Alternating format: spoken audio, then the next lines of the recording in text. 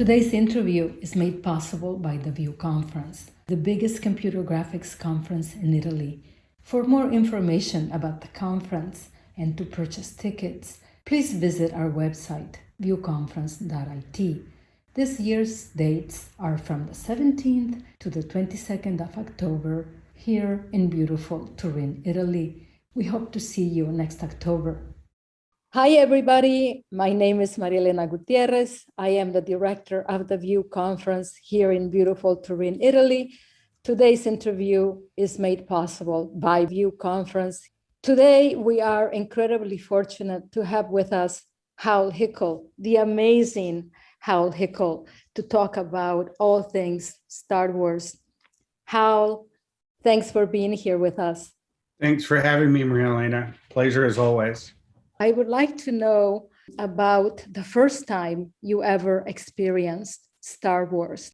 My very first contact with Star Wars was actually in a little magazine they used to send out to school libraries, elementary school libraries in the United States. It was called Read Magazine, and it was sort of a half-sized magazine, like this big. And there was an article in the magazine about this movie that was coming out with a bunch of pictures from it, but not much explanation of the story. So it seemed very exotic and mysterious, and it didn't look like any of the science fiction or fantasy I was used to watching. So I was super excited about it, but it really told me next to nothing about the film. And then I saw the film at a big widescreen Cinerama theater that Denver, Colorado used to have called the Cooper. So big curved screen.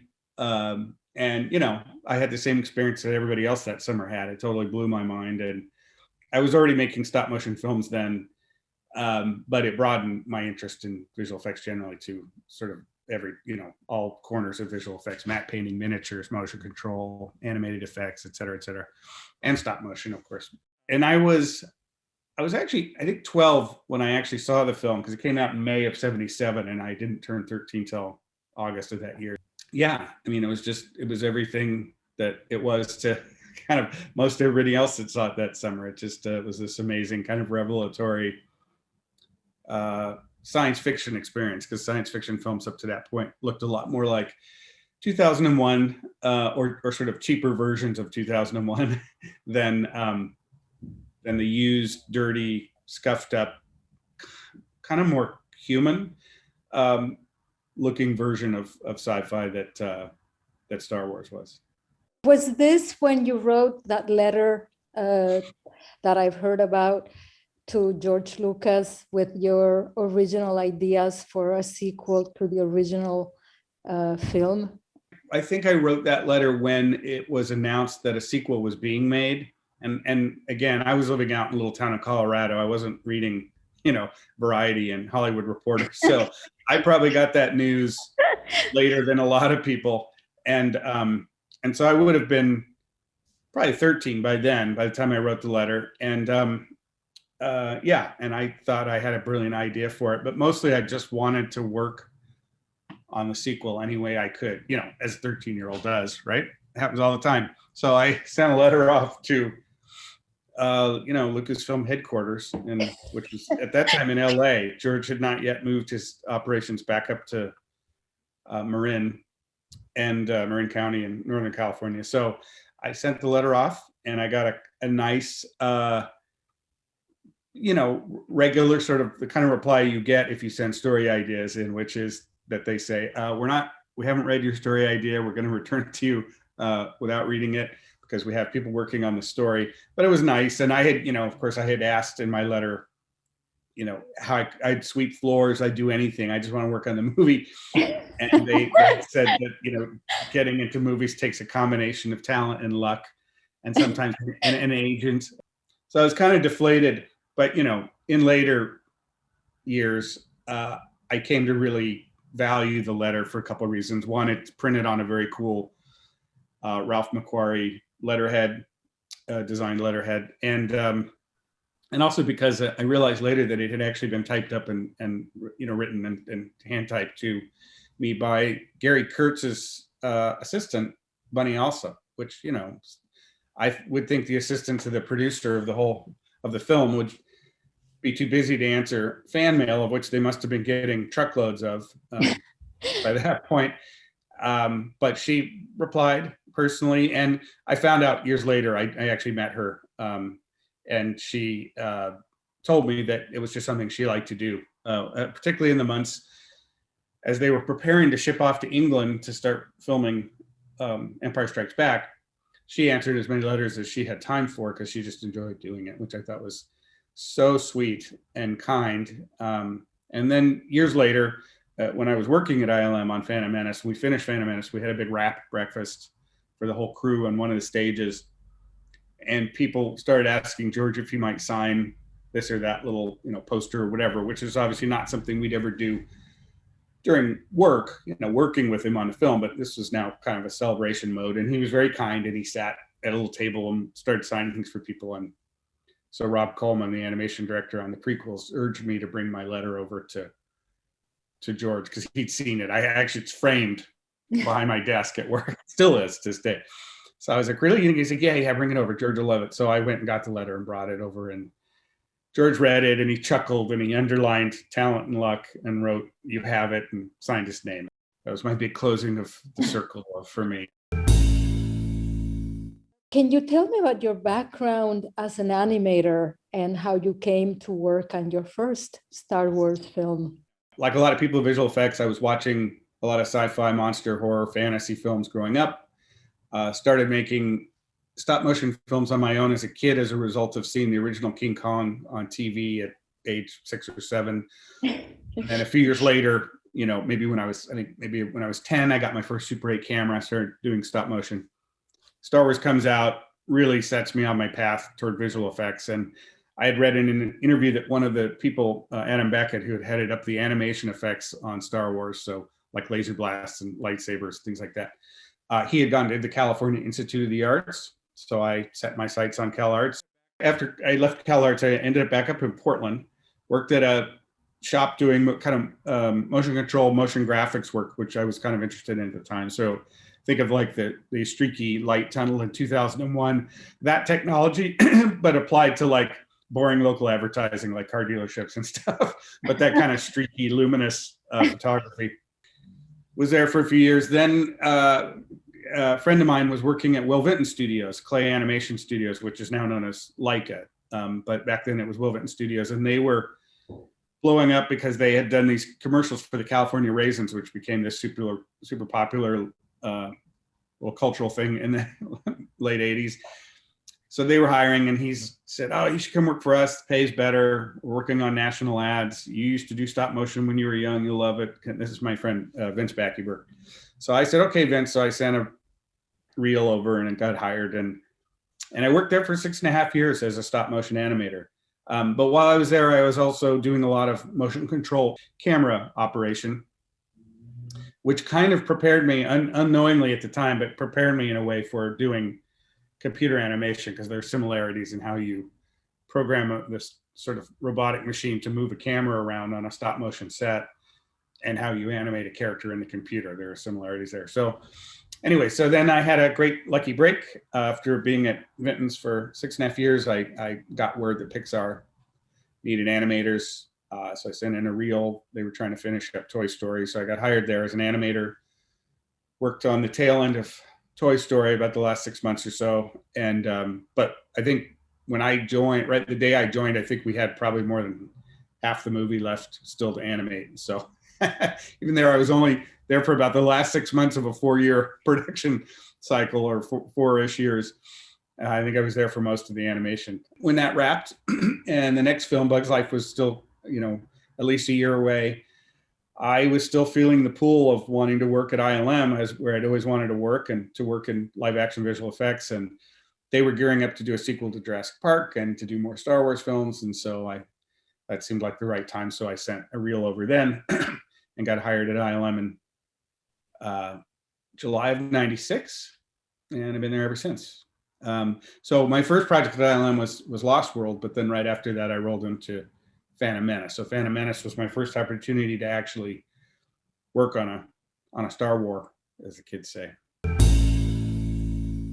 You were the lead animator on The Phantom Menace. Your principal tasks were to animate the Droikas, and I hope I'm pronouncing that correctly. Can you elaborate on some of the challenges of animating these rather complex robot characters?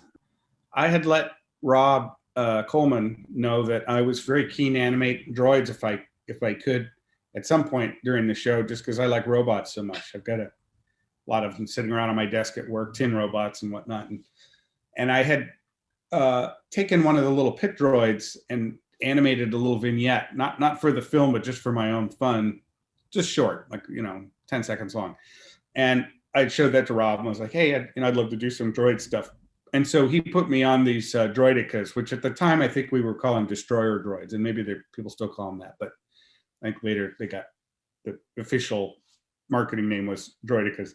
And they were super fun because they roll up into a kind of a ball, not a sphere, but a kind of a wheel, and they roll along and then they stop and unfold and their guns come out and they start firing. And the challenge with those was that they were three-legged and they had short legs. Just two joints, not even three joints like a dog or a human if you're up on your toes. But they were just two joints and three of them, and that's awkward. It's hard to keep the balance with three-legged setup. I mean, if you look around in nature, you'll notice there are not any three-legged animals around. And I used to rib Doug Chang about it, but he told me finally that his plan when he designed those was not for them to walk around. That his plan was that they were a mobile gun platform. They'd roll into place, unfold, and then they were essentially a tripod. And they could kind of pivot, but they weren't meant to go walking around. But that was something George wanted. So then it fell to me to solve that problem. And George talked about wanting them to have a kind of gunslinger vibe. So we got the guns out, and with their short little legs, it actually worked out because they're almost like a little bow-legged cowboy when you view them from the front with two big guns. So they were super fun. I guess that was sort of my probationary character lead role on the show. And then Rob put me on Boss Nass as character lead on Boss Nass. And there were really mainly 4 CG characters that had the bulk of dialogue. Jar Jar, of course, Sebulba, Boss Nass, and Watto. And I had animated, Linda Bell was leading Watto, was character lead on Watto, and I had animated a few shots in one of her sequences that I think Rob was thinking, okay, that looks good. And so then he kind of gave me the promotion to be character lead on Boss Nass, which was good fun. He was a really fun character to do. You're lucky you had such a nice mentor as Rob.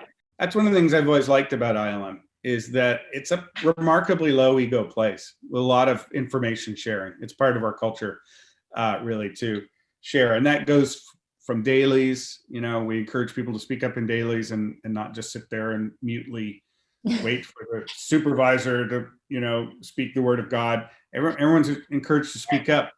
And then that goes throughout the company in terms of inter-department sharing between different shows, and just artists encouraged to share with one another, rather than trying to keep their little secret sauce skill set, on their side so that they're a valued employee over somebody else, rather than that kind of competitive atmosphere. It's much more of a sharing atmosphere, typical of like academia and that kind of thing. So I've always enjoyed that about ILM. Looking back, what breakthroughs do you think ILM achieved on The Phantom Menace? Jar Jar was the first, however people feel about the character, whether he graded on them or whether and increasingly nowadays I meet people who were young kids when the prequels came out who liked Jar Jar, grew up liking Jar Jar. And that's what George always said, is that, you guys are all hung up on him because you're grown-ups and you're jaded and you're, but kids will like this character. And I've found that increasingly to be true. But anyways, he was the first, CG character like that in a lead role in a film like that. And, if we did him today, we'd do him differently. We'd definitely use motion capture and, various other techniques. But at the time, motion capture was just making inroads into at least our workflow at ILM. And we did use quite a bit of it on Phantom Menace. The battle droids are all motion captured. But for instance, but Jar Jar, Rob had done some tests and things, and it just felt that something just a little more fun and stylized than a perfectly natural human performance is what was required, particularly with his broad features and his broad delivery and everything. And so it seemed like the right way to go. Also, there were tests done. I'm sure everyone's seen the footage of Ahmed Best, where from the neck down, he's completely dressed as Jar Jar. He's in the costume. He's got that patterned coloring all over his hands, and it's not just reference. It's full on camera ready makeup. And that's because there was also a thought early on that we might just do head replacement, keep his real body and just replace the head. But we did a test of that. And at the time, with the workflows and the technology at the time, it's actually more work to match into a live body in shot after shot after shot, match the tracking exactly, match the lighting exactly, et cetera. That was more work than to just do him whole cloth in CG. So that's why we went that route, because we had so much of that work to do. So Jar Jar in and of himself was a milestone, just because of how much screen time he had, how close he was to camera, how much dialogue he had to deliver, but also just the shot count. I mean, I think Phantom Menace was probably the first show to exceed 1,000 shots. I mean, now, or coming close to 2,000 shots, maybe that was what it was. But I know it was an enormous amount that we all just thought was insane. Like, how can we even do this? Fortunately, I was just an animator at the time, so it wasn't keeping me awake at night. But you hear the numbers and think, I don't know how we're going to do it.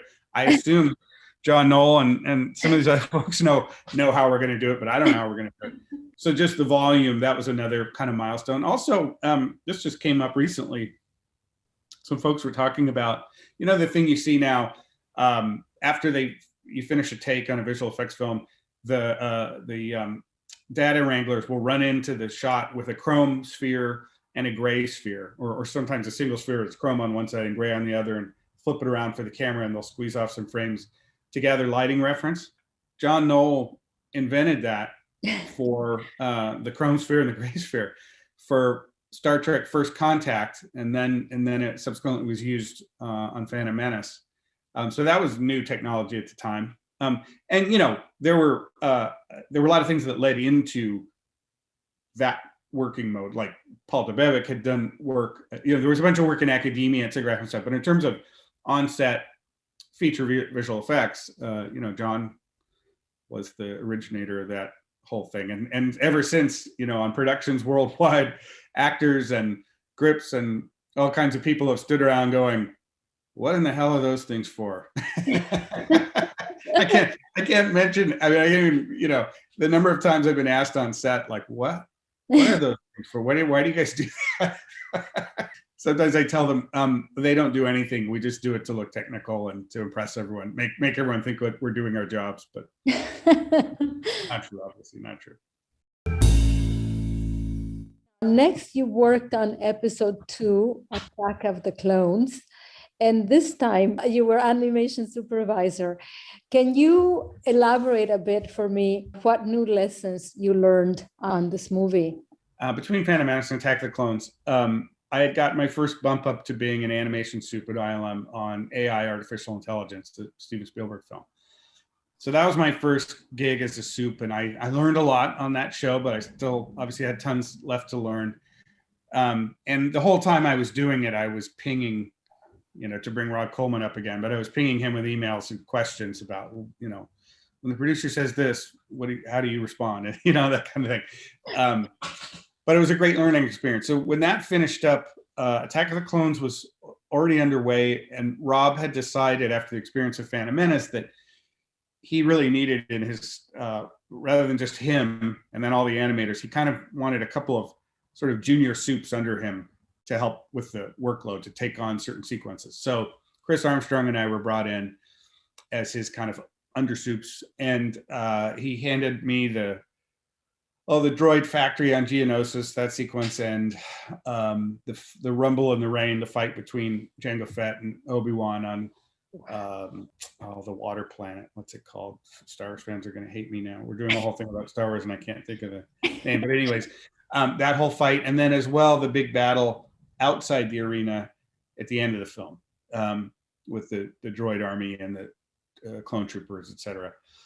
And so those were great. They were really varied and different. And there were a few other odds and ends in between. I did all the most of the sequences involving the tall, spindly aliens on the water planet that I can't recall the name of. On the previous film, on AI, as an anim soup, there wasn't a lot of me sitting shoulder to shoulder with Steven Spielberg presenting work, because of the nature of the way we did it and the time period. Right then, mainly visual effects work that we were doing was still getting filmed out to a physical, actual film, and then taken and shown on film to clients. And so that's how AI was done. We would film out a reel of shots. Dennis Muren, Scott Farrar, and I would fly down to LA.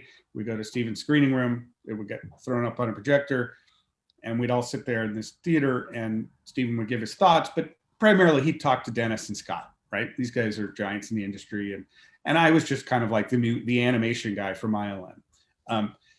So in that, even though I learned a ton on that film, and it was an amazing opportunity for me, in that regard, I didn't learn a lot about presenting work to a director, per se.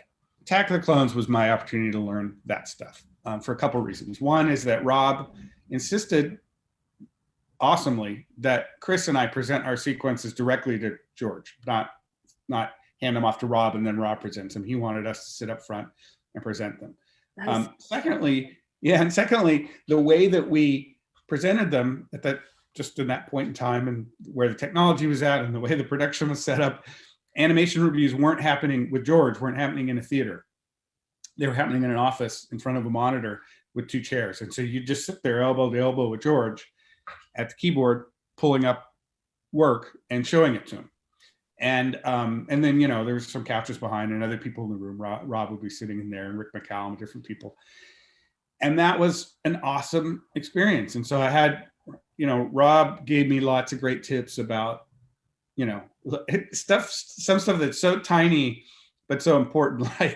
Like if you're looping a shot or a section of shots and the conversation begins to veer off of the work, George is maybe giving his comments, but now somebody else has asked a question about something and people are talking and they're not really focused on the work anymore. Don't let it sit there and loop over and over again, because guaranteed someone in the room will find on the 200th loop some little thing that has now caught their attention. And if it takes that many times for it to catch anyone in the room's attention, it may not be worth, the effort to change it, or, and chances are the note might be about just making it different, not necessarily making it better. Not guaranteed.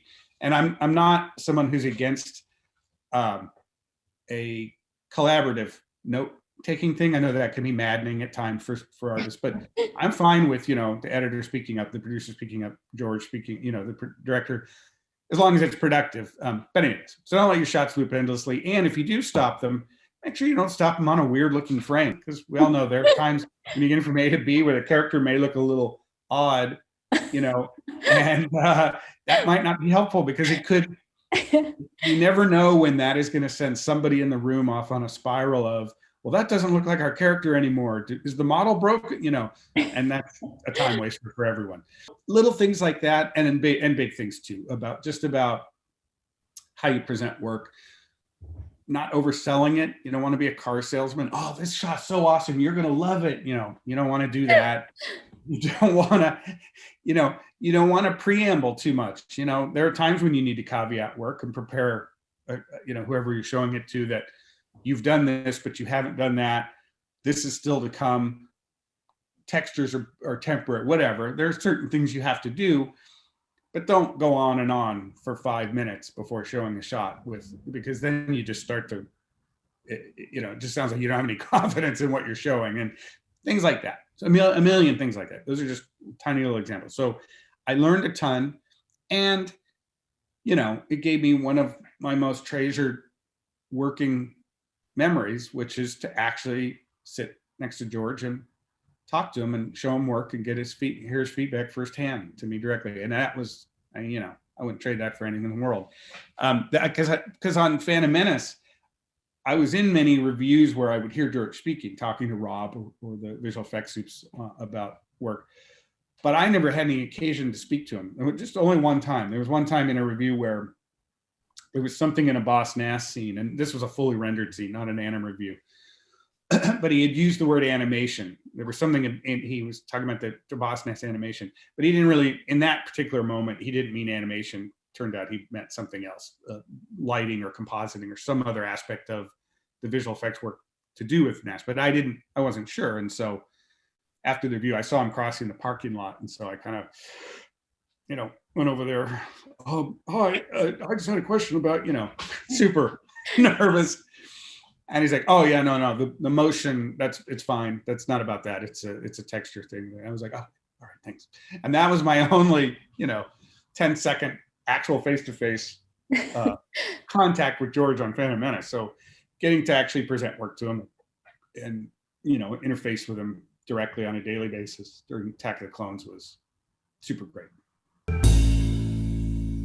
The big crowd pleasing sequence in Attack of the Clones is Yoda fighting with a lightsaber. I'm curious in knowing more about some of the challenges of turning Yoda into an action hero.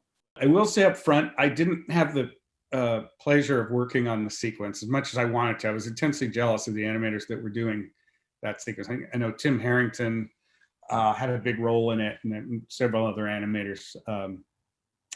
Trying to think, Kevin Martell maybe. But we all talked about it ahead of time, and we'd all seen storyboards, and we understood what George was looking for because Rob had explained it to us. And I remember us animators having conversations with Rob about, we were really doubting George's approach to the scene. To be candid, we thought that this should be more like a battle of wizards, sort of like what you see when Saruman fights Gandalf in Lord of the Rings, just using their wizard powers. We thought that's more what it should be like. And we were also picturing things from, movies like Akira, where when this kind of psychokinetic energy reaches a peak and little pebbles and rocks start rising off the ground and that kind of stuff, that's what we were all imagining. And we thought this idea of him hopping around was, not going to play. It was going to get a laugh, but it wasn't going to play the way George wanted it to. And we were dead wrong. We were all dead wrong. It was a great lesson for me, honestly, because George was really sure about it. And then once it came together, I remember seeing that film with an audience for the first time. And, there's all this spectacle. There's the whole Jedi battle in the arena and the creatures and the thing. And then you get outside and all this stuff is going. And the audience, was totally into it. But when Yoda does that bit where he opens his little cloak and pulls this lightsaber into his hand and then he leaps into action, the audience just went crazy. And I was like, God, George was right. He was so right. And it wasn't like people did it grudgingly. I think people got it, especially I'm sure people who were actually working on the anim because they did such a great job. I think they obviously clued into it sooner than those of us who weren't working on the sequence. But I was like, I don't know how this is going to work. And then it just worked great. And it was what everybody needed at that point in the film, which is something I think George understood that I didn't at the time. I didn't have that high view of the whole film and the layout of the whole film and where the audience is going to be at that moment in time, but George sure did. Rogue One introduced a whole new Star Wars aesthetic and a new robot in the form of K2SO. Can you elaborate about the methodology that you used to put him on screen? That was super exciting because, as I mentioned earlier, I love robots, droids. So getting to participate in creating a new droid in the Star Wars pantheon of droids was, super exciting. And I really liked how Gareth, I should say Gary Whitta and the other screenwriters, but also Gareth had how they developed the character, because the character was always part of John Knoll's pitch for this story. But the actual sort of this kind of mix of HAL 9000 and Marvin the Paranoid Android kind of, put upon, slightly pissed off, and grumbling, but, otherwise good droid was, really developed, I think, as the script developed. And then also when Alan Tudyk came on, he came in with this great voice. So that was it was just a pleasure to be a part of that. And so we knew early on that we wanted to go the route of having him portrayed by an actor and not just doing the voice, but doing the body motion. But we also knew the design would not allow for it to be a suit like C-3PO, which is a whole other discipline and way of attacking it. But we had decided on this robot who was, so over 7 feet tall with these extremely thin limbs, so it couldn't possibly be somebody inside it.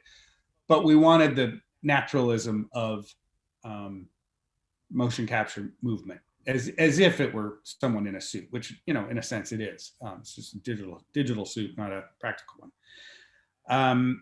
So that decision was made. And we also thought we'd like for the actor to perform the part on set, like we did with Davy Jones, rather than separately on a motion capture stage at some other time and place than principal photography. We wanted it to happen during principal photography.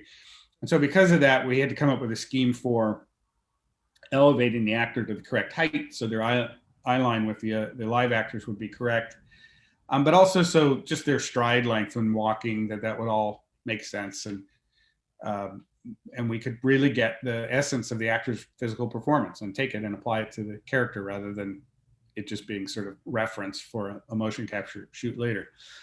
So that's the route we went. And the Creature Shop, Neil Scanlon's Creature Shop, engineered these awesome stilts, which are a little bit like those stilts that sheetrock people wear when they're working on a ceiling, or painters wear, painter stilts, but much more sophisticated, because these had an ankle in them that I think was sourced probably from some a company that does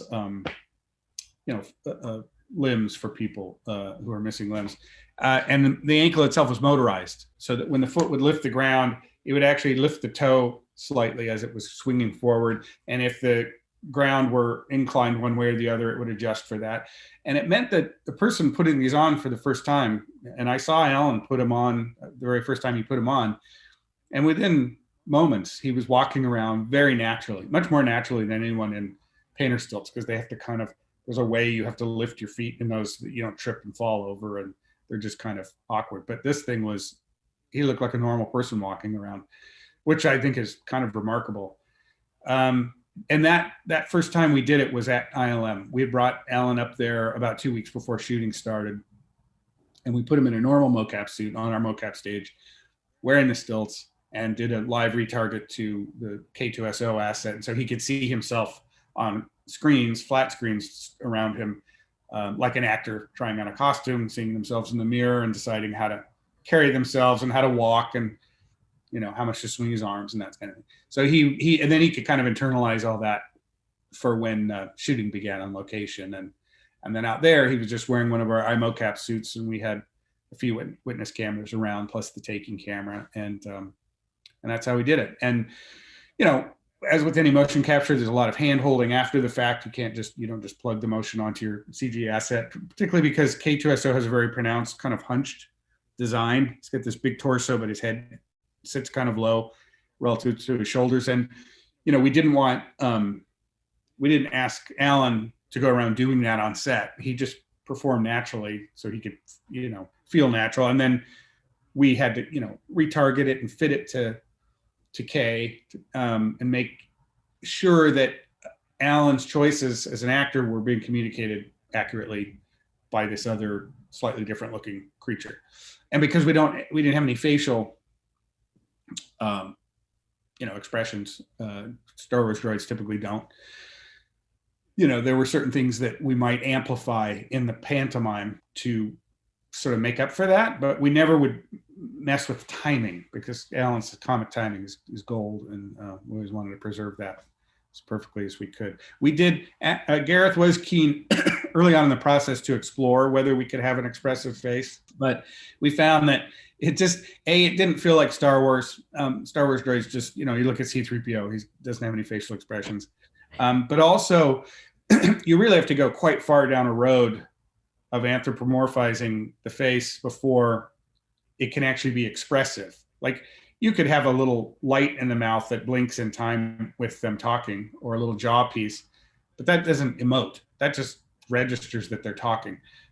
You have to go all the way to a mouth that can smile and frown, et cetera, and brows that, go up and down before you get into expressiveness. and that it just doesn't feel like Star Wars. It's appropriate for other sci-fi robots, but not Star Wars. So what we did let his eyes rotate, which C-3PO's eyes don't. I don't think there are other, at that point, I don't think there were other droids that had that really. And so we gave him eyes that could, with something that sort of looked like a pupil. So you get eye direction. And that doesn't communicate emotion, but it does humanize him a bit because it can communicate thinking. Like when your eyes kind of just ping around while you're thinking a thought, that kind of thing humanizes him a bit. For Rogue One, you also created a fully digital Peter Cushing. What was scary about taking on this job, and what was the biggest challenge? Yeah, everything about it is scary. We did Peter Cushing, and we did a quick shot of Leia, a couple shots, and you know, that kind of work where, well, number one, as I think most people know now, digital humans are just really hard to do. They're getting easier by the day. There's all kinds of interesting new stuff. This new metahuman thing from EA is amazing. The renders I've seen online, but they're still just tough to do and to sustain on screen next to live actors. It's just tough work to do. Then when you layer on top of that, that you're doing not just doing a digital human, but a really well-known and recognizable digital human at an age that they're not now. So everyone knows it can't be the real person. It has to be some kind of visual effect. So they're all scrutinizing it. It's almost, to be honest, it's almost a no-win situation in terms of the reaction you're going to get from the audience to this specific visual effect. And what I mean by that is that even if you did it 100% perfectly, there was no flaw to be detected, people still know it's a visual effect because they know Peter Cushing is passed on, or in Leia's case, the Carrie is, not the age that we're representing her as we were. And although she was still living at the time we did that work,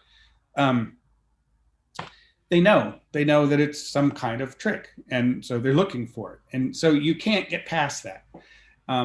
What you hope to do is get to a point where the audience sort of forgives you for it. Like they go, okay, good, that's good enough. And I have the goodwill with the filmmakers that I will buy this, because that's really all you can hope for. That said, I feel like just anecdotally from conversations I've had with both people in the industry and just normal fans or moviegoers or people not in visual effects at all, I think we did fine.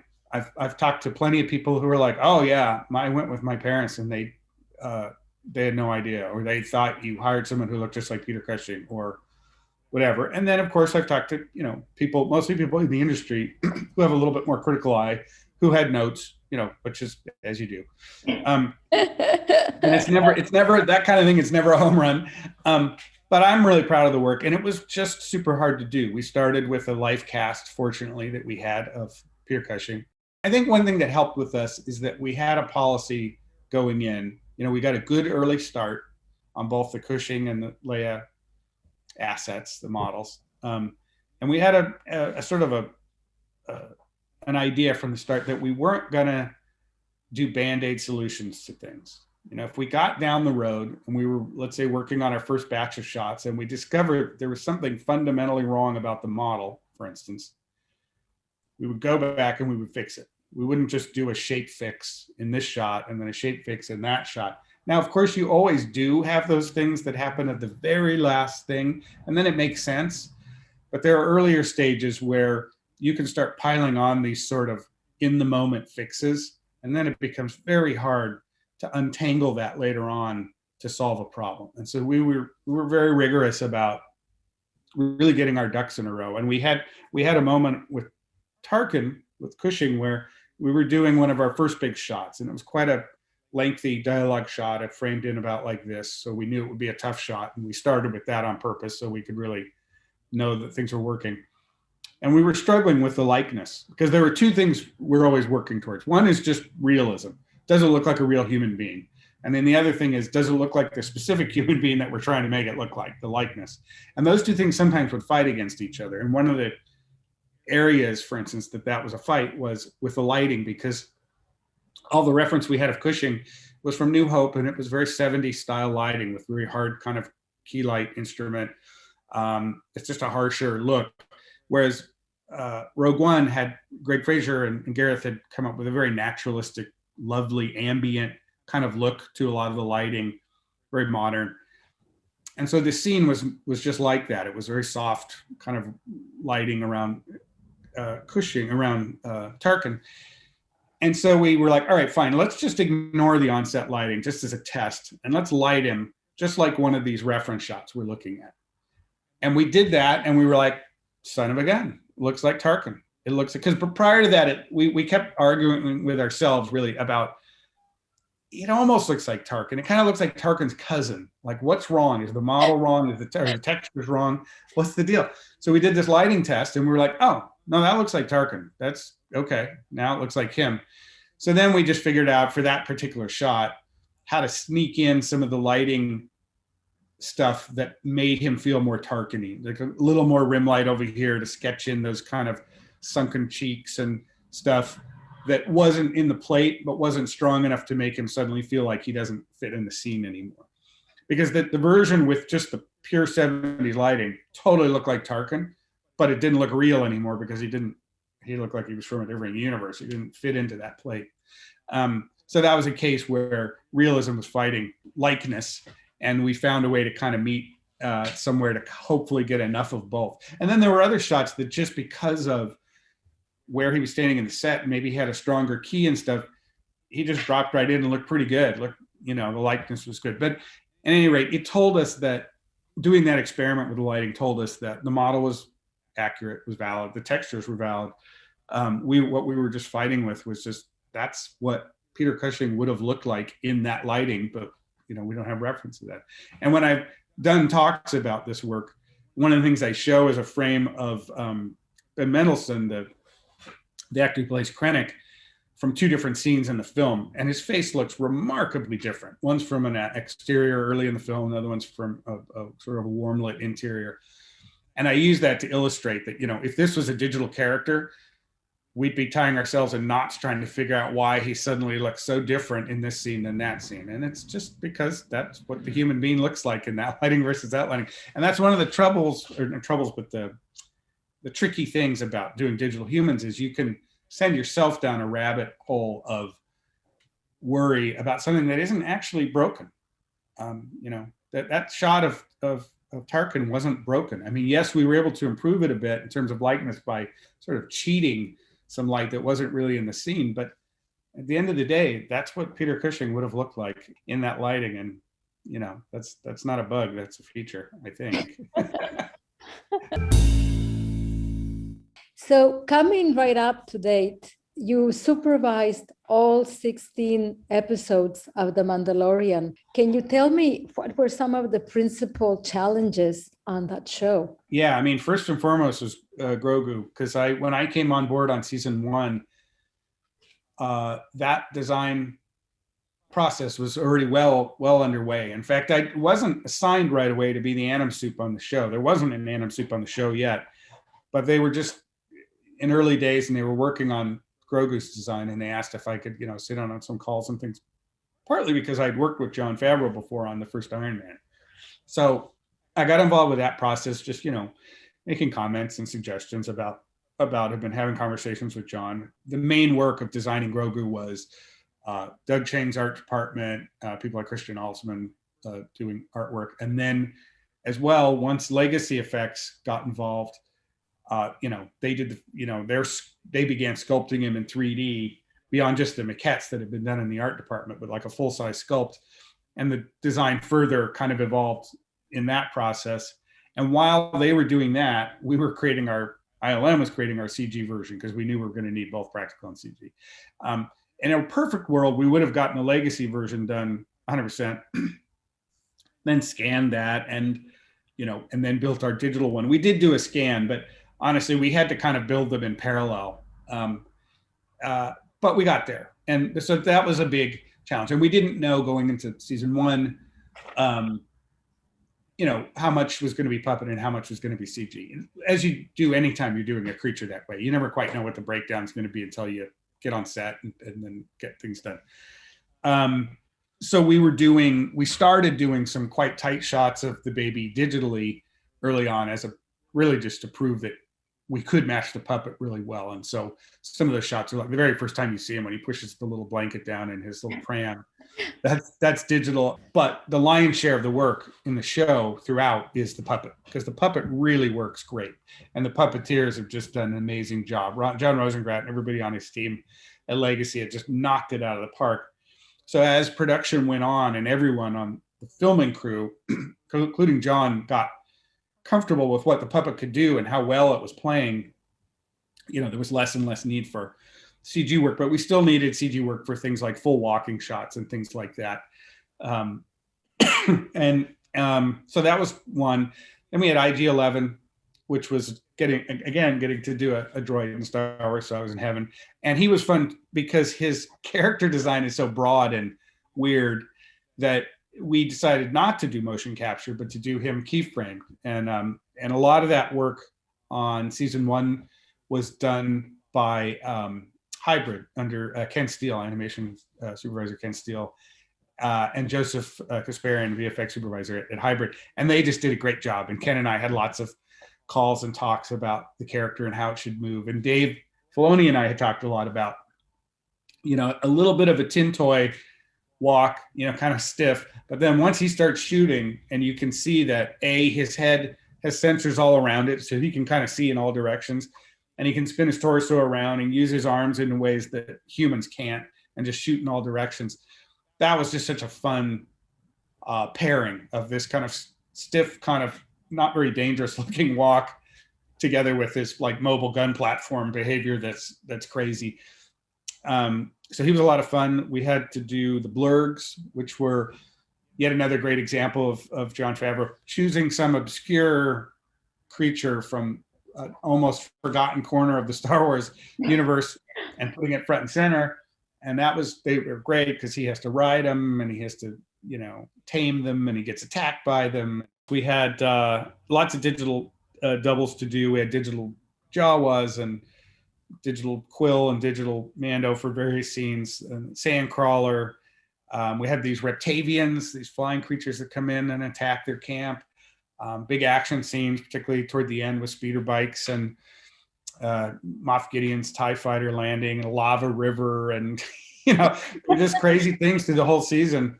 Lots of spaceship stuff. I animated the first shot of the Razor Crest landing just to sort of figure out what that might be like, and because I like now and then to actually animate something myself once in a while, and so when I had time, I did that, and that was fun to work out. I kind of based it on big Chinook helicopters with their double blades, the way they kind of come in and touch down and bounce a little bit on the landing. So that's season 1. Some pit droids, we had some pit droids in season 1. I'm sure I'm leaving some stuff out. And then season 2, Crate Dragon, huge undertaking on the crate. Our Singapore studio did the work on that. And just amazing with all the sand simulation and everything, but a lot of fun from a creature standpoint. Various little critters, more pit droids, some great chase sequences that we worked on. The Marauder sequence earlier in the season down the canyon, and then the Juggernaut sequence on the jungle planet toward the end, and then somewhere in the middle, the X-Wings chasing the Razor Crest on the ice planet, up in the clouds at first, and then down through the ice canyons and crashing. And then the Ice Biters, which were a giant, massive, huge deal. Image Engine did the work on that, and they just knocked it out of the park. That was all in Peyton Reed's episode. That's one of the things I love about the series is the huge variety of creatures and droids and ships, and it's just all kinds of fun stuff. That creature on the water planet, the big one that swallows the pram, and then there's a little one in the baby soup, and then yet another one on board the ship at the end that he gobbles up. Looking back over your Star Wars experience, what are some of the big developments you have seen in animation during this time? I would say animating creatures and characters in visual effects has remained remarkably unchanged over these last 20 plus years since Phantom Menace or whatever. however far back you want to go. In the sense that, if you're an animator, you recognize, we're still largely setting keys, looking at the graph editor to adjust what's going on between the keys. Not much has affected that. It's just kind of crazy. Like, the people try at various times different kinds of Waldo devices or this or that, or personal capture systems and things like, but keyframe animating in the computer has not, to my eye, not really changed much fundamentally. What has changed is certainly motion capture is a lot more integrated into how we do things. A lot more different kinds of characters are motion captured now, or motion capture at least plays some role in it. Same with facial capture, especially in the last 10 years or so. Facial capture has really come to the forefront as a kind of advanced way of doing certain kinds of creatures and characters. So those things have evolved a lot over the years. What I think could be interesting that I haven't seen too much of, there's been definitely some great examples over the years, but are procedural approaches to characters, just weird, interesting things that you might do in Houdini or whatever, and we see them from time to time. We've seen monsters made of smoke and different things like that use those kinds of approaches. And I'm very interested in that. I haven't personally had a chance to do a lot of creature work that relied on, in some way, on that kind of technology. And I think that could be very cool. And then plus, as it was mentioning earlier, real-time rendering is obviously affecting our work and changing it. And the other thing that's going to have massive effect on all areas of visual effects, it's already creeping in, but AI is going to have a huge effect. Deep fakes are already affecting how we do digital face replacements, for instance. Everyone knows that. That's already happening. But also it's going to affect all areas of visual effects, blue screen extraction, rotoscoping, all kinds of things. And what I'm most interested in is that a lot of technologies, if you could jump forward in a time machine, you'd be very surprised at where they led.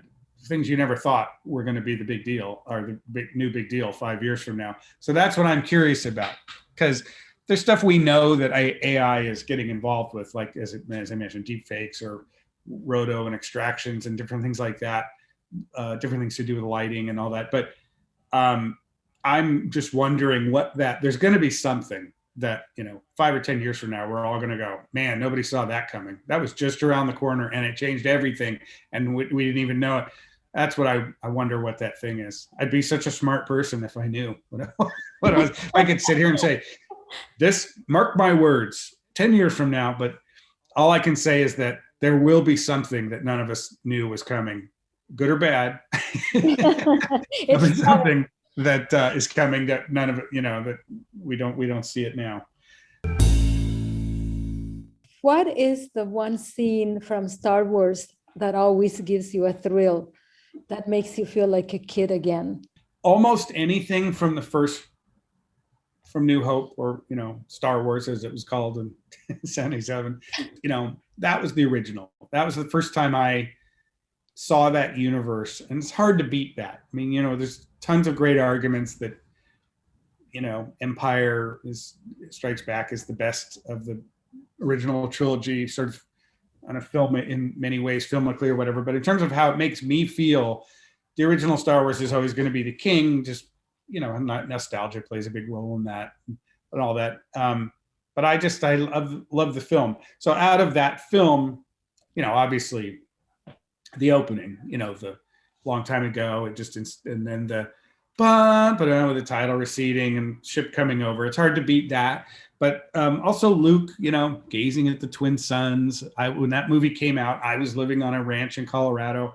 I wanted to go to Hollywood and work on movies. Luke wants to go into space and fight the Empire. And I was a farm boy. I can remember sitting, on a hay meadow, thinking about how much I'd rather be working on a movie somewhere. So that, that scene, it will always resonate with me on 20 different levels of Luke sort of staring off into the twin suns. So those two scenes, I think, probably are at the top. But honestly, you play a snippet of any part of the soundtrack or a second of any scene in the movie, and I'm transported right back there. I've heard a recording that a friend of mine made, an audio recording. This was him seeing Star Wars at the summer it opened at a theater in New York, and he and his friends went into the theater with an audio recorder, a decent one, and recorded the entire movie from beginning to end, but just the audio, but all the,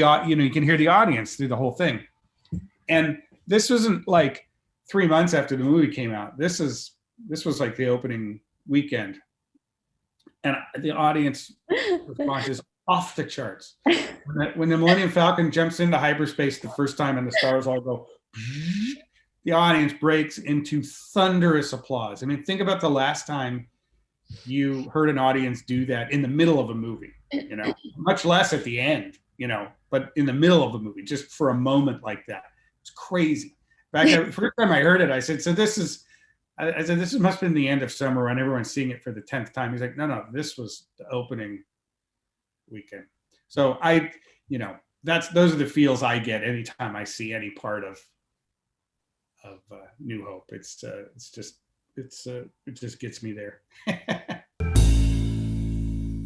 How will you personally be celebrating Star Wars Day? I've actually been thinking about going in for a rewatch of the prequels. I haven't seen them in ages, and talking about them today has made me think, I gotta revisit those and watch them again.